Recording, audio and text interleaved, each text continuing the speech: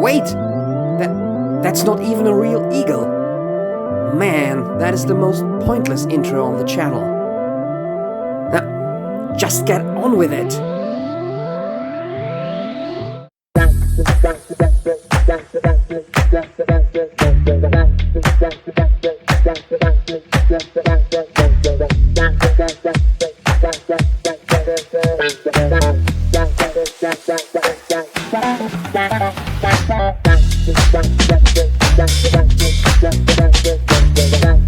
This channel has developed an increasing tendency to goof around in the first couple of minutes of an album review, when you've probably simply come here for Fly Like an Eagle by the Steve Miller Band. Okay, let's do it then. And this guy here simply will keep a watch so that things stay wholesome and decent in this video. First of all, who or what is the Steve Miller Band in a good old slideshow, and then I'll be back with the album review proper. It is probably not surprising that the Steve Miller Band is led by Steve Miller. As a young man, he moved to San Francisco, but actually was born in Milwaukee as the son of a physician and a jazz singer. He was early on exposed to music. Allegedly, Les Paul and Mary Ford were friends of his parents, but also Charles Mingus and T-Bone Walker visited the Millers. It didn't take long until a young Steve picked up the guitar and formed his first band at school. After almost receiving a literature degree, he left university to become a full-time musician instead. In San Francisco, eventually, he formed the Steve Miller Blues Band, that shortened its name on suggestion of Beatles producer George Martin to the Steve Miller Band. The group found itself soon performing at the legendary Monterey Pop Festival, after which the debut album Children of the Future was released in early 1968. Chart success slowly set in with the band's second album Sailor, followed by Brave New World, that featured a disguised guest appearance of Paul McCartney on drums. Two further albums were released, Your Saving Grace and Number 5, in 1969 and 1970 respectively. The personnel in the band changed after this, and the next two albums, Rock Love in 1971, a kind of compilation of studio material and live cuts to bridge over a rehabilitation phase of Steve after a car accident, and the oddly titled Recall the Beginning, A Journey from Eden in 1972, which didn't go anywhere commercially, though some fans claim that it is one of the band's best albums, are somewhat forgotten nowadays. Up to that point, the band had mainly favored a psychedelic blues rock sound, sometimes even with jazzy touches. Another lineup change and turn towards a more radio-friendly style resulted in the band's first real hit album, The Joker, from 1973. Its famous title track became a classic rock staple, and the album marked the band's first real big commercial success, reaching gold status in the USA. Miller took his time to record a follow-up, which marked the band's 9th studio release, Fly Like an Eagle. But would this record soar to the commercial heights of its predecessor? This is the album, released in 1976. Interesting cover artwork for me, because to some extent, it is quite iconic. You have this guitar hero, Steve Miller, in full action, most likely on stage. And on the other hand, it's actually a bit of a bland cover artwork, especially given that this was a bit of a commercial success and a mainstay on classic rock radio. I mean, you have this not really centered photograph, and then just the typewriting, the heading, Steve Miller Band, Fly Like an Eagle. It looks more like it could have been done for a Steve Miller Band live record, or maybe even a rather low budget compilation album. But yeah, that is the original cover artwork.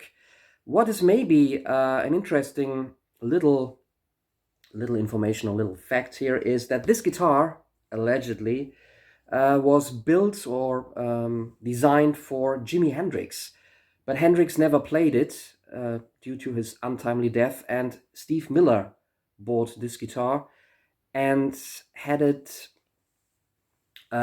designed back for a right-handed guitarist, because famously Jimi Hendrix was a left-hand player. On the back, also quite difficult to read the tracks and also the guest musicians. The Steve Miller Band on this album officially consists of only 3 persons. Steve Miller himself, who not only plays guitar, but I think also keyboards and synthesizers, and of course also is the vocalist. Gary Malabar on drums and percussion, and Lonnie Turner as the bassist. So at this point, the Steve Miller Band really was just a name under which a changing lineup of session musicians, guest musicians played together with Steve Miller. And I think at one point in his career, he also officially switched to just releasing albums under the name Steve Miller. The record itself, the one that I have got, this copy, is a German pressing, original German pressing from 1976, released on the Blue Mercury label. I think nothing too special here.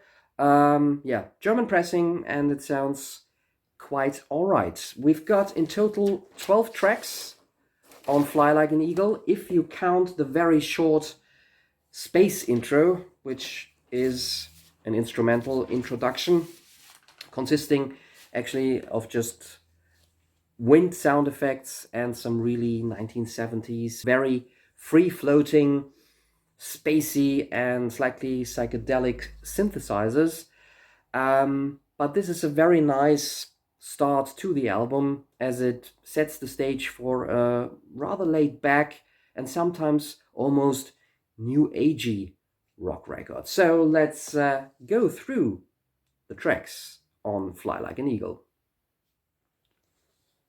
The space intro smoothly and elegantly segues directly into the title track. Fly Like an Eagle is a 70s classic, from the opening guitar lick to the synth sounds and the spaced out chorus. Actually, the song dates as far back as 1973, apparently, where it was played in first stages in concert, but it wasn't finalized before 1975, when it found its official version, its official release on this album. The basic guitar lick of the track revisits an older Steve Miller Band song called My Dark Hour, but here is played with a bit more of a funk style.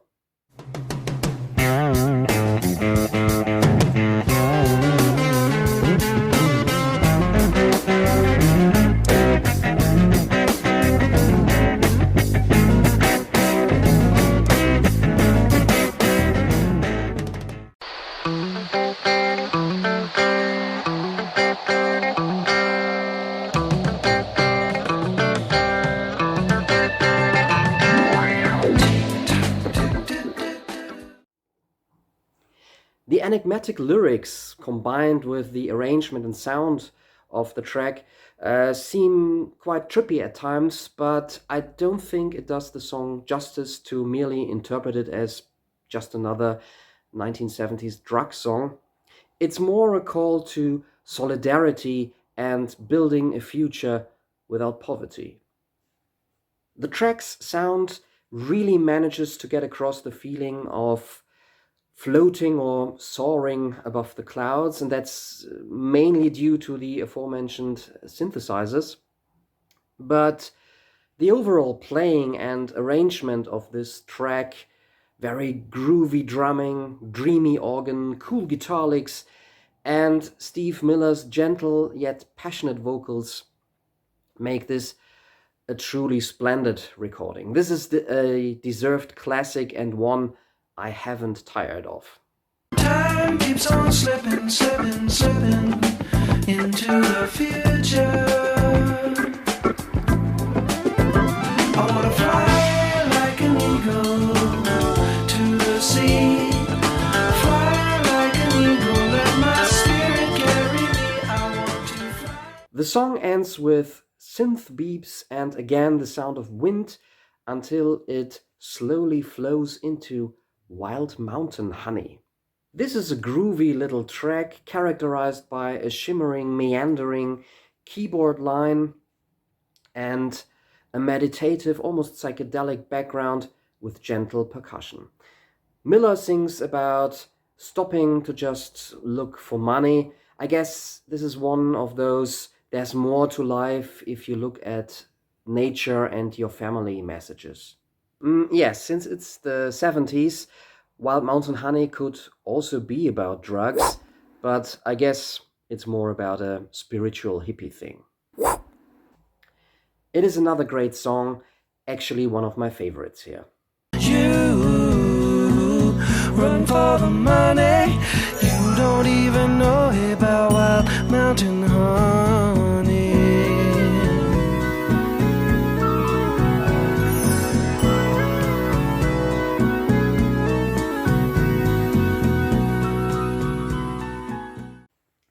Serenade is next, a more down-to-earth guitar-based rock song, though lyrically it's again quite esoteric and a little spacey. We are lost in space and the time is our own.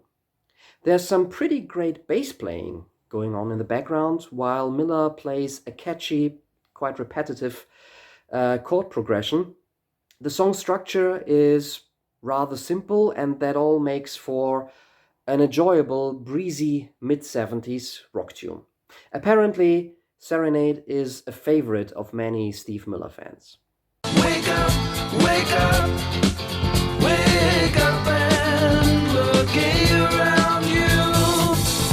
We're lost in space and the time is our own. Whoa. Next we get to the more light-hearted Dance, Dance, Dance, a bluesy country number with acoustic guitars and finger-picking. The chorus is undeniably catchy, though it's not a genre or style I'd usually turn to, but I guess it's Sam's favorite on the record. And it demonstrates Steve Miller's knowledge of different styles and traditions on the guitar. Side 1 closes with the mid-tempo Mercury Blues. This is a song originally recorded in 1948 about a special type of car. Must have been quite the thing to own in the late 1940s. The Steve Miller Band version has got a prancing groove and fine harmony vocals. The relaxed yet funky groove of the band can also be heard on the next track, Take the Money and Run, that opens side 2. Another mid-tempo rock song about two young lovers who become criminals and have to run from the sheriff with their loot. It's a story one has seen in many movies, condensed into 2 minutes and 50 seconds. It has also been a quite successful single in the USA, and personally I think it's an absolutely solid track, but it's one of the less interesting songs on the album. For those still waiting for some balls-to-the-wall 70s FM rock, the next number, Rockin' Me, probably is where it's at. A fun rock and roll track.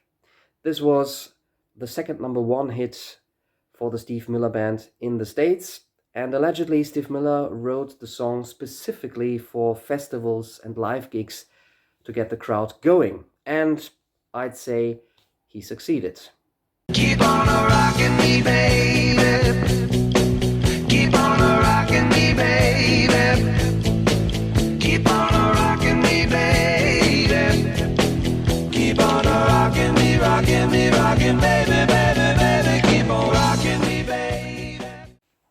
The following you sent me is a cover of a Sam Cooke ballad. Miller's version is more of an acoustic rock ballad, not as good as the original, doesn't quite reach the romantic intensity, but it's a nice tip of the hat to classic soul music. The short transitional instrumental Blue Odyssey reintroduces the dreamy space keyboards from side 1 and segues into Sweet Marie. A pure blues number with acoustic guitar and harmonica, short cryptic lyrics about Sweet Marie moving slowly and being worried about something. The whole track has a slightly stoned atmosphere. 1976. There's a nice break in the middle with a bit of electric guitar and a tempo change. Steve Miller always plays the blues in a very tasty and interesting way.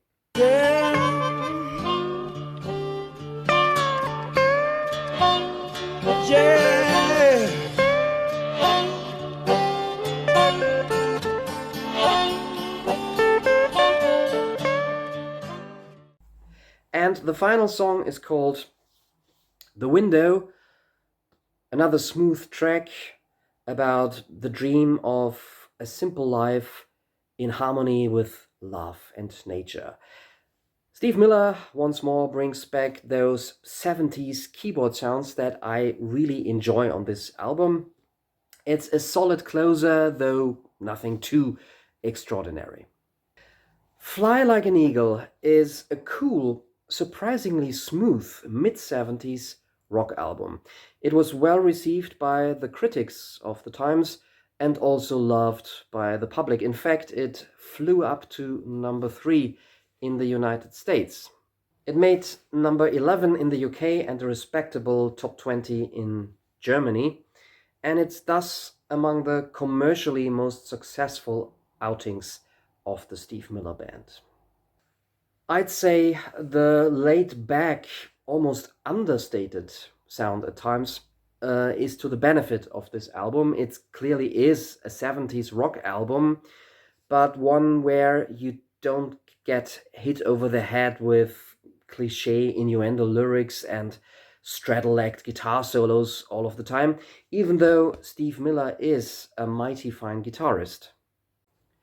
The space synths add to the atmosphere and actually make some of the new age hippy-dippy lyrics sound better. Plus, there is a funky undertone occasionally.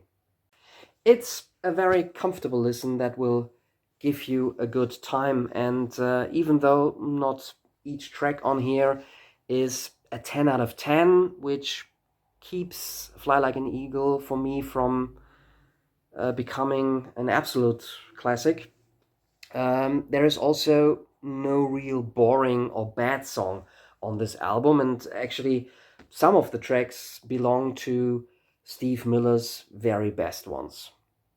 Add it to your collection if you're a fan of 70s music in general, or if you want to find out more about Steve Miller apart from The Joker and Abracadabra. Okay, that wasn't too bad, I guess. Things were kept decent, family friendly. I think Sam approved of most of it. Yeah, the Steve Miller Band, Fly Like an Eagle. Good album. Join me for the next Murdock Music Minute, where I'll be talking about, oh yes, Sexual Perversion by Anal Whore.